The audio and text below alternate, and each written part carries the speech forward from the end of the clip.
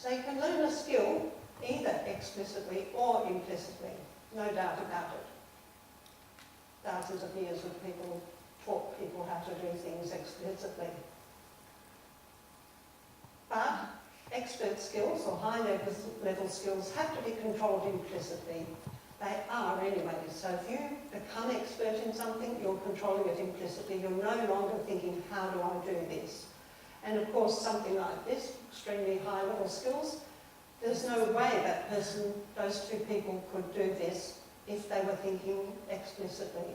Uh-oh, she's a bit off balance. I better just move back a bit. And she just breathed, I'll have to move a bit that way. And she says to herself, oh dear, he's moved slightly, I'll have to adapt. It's not going to happen.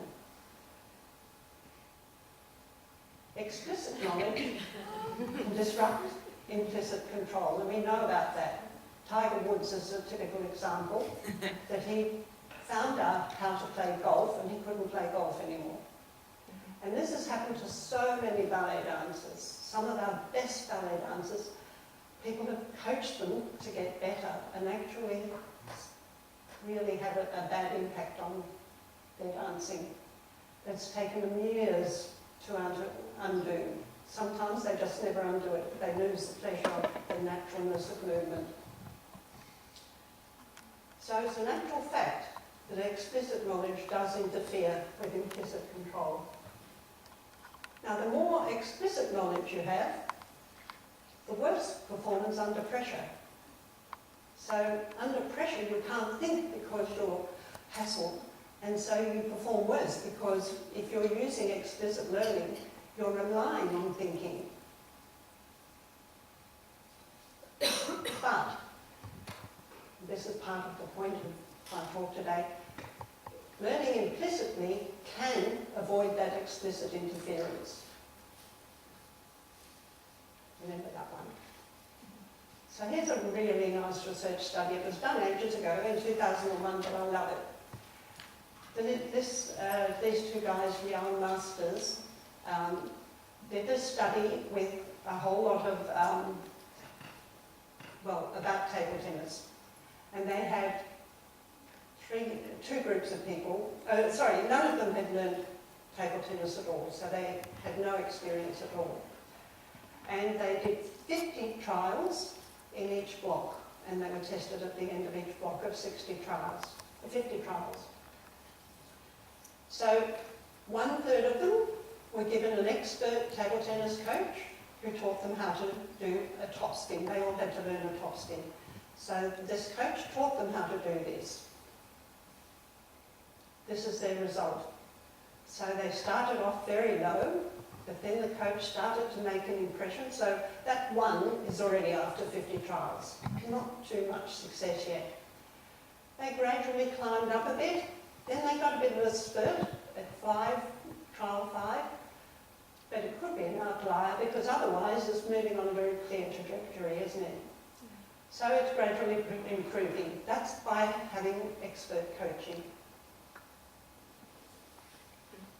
Here's implicit coaching, which is purely give them a bat and a ball.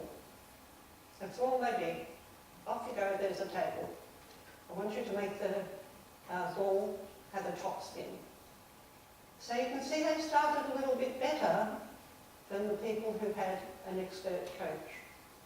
They moved up about the same pace, then they really took off a bit, and then they moved a little bit higher still. There was a bit of a levelling out, again it could be an outlier, but then they started gradually moving up again. So that's no coaching whatsoever. No other experience either. And here's the imagery group. They were told things like, imagine you're setting a triangle rolling down a hill, which they call in this particular study, they call it I can't speak, analogy, but it is a form of imagery. So you can see here, started miles higher, rocketed up as soon as they thought about this implicit cue, evened off a little bit, and then took off really well again. So when you think about it, and the fact that most ballet in particular is taught by the bottom level, you have to wonder what we're doing. Maybe we all should be out of work. Now, implicit learning is our natural learning mode. It's the way we learn most things in our early life, and the way we keep on learning things for a very long time. If you learn skills implicitly, then they feel natural because it's a natural process, and they look natural. So this guy, okay, he's been trained as a dancer, but here he's just thinking of throwing opposite, with movement opposite the way his body's going. And so it would be very difficult to tell him how to create that thing. If he did, it probably wouldn't look as free and as natural.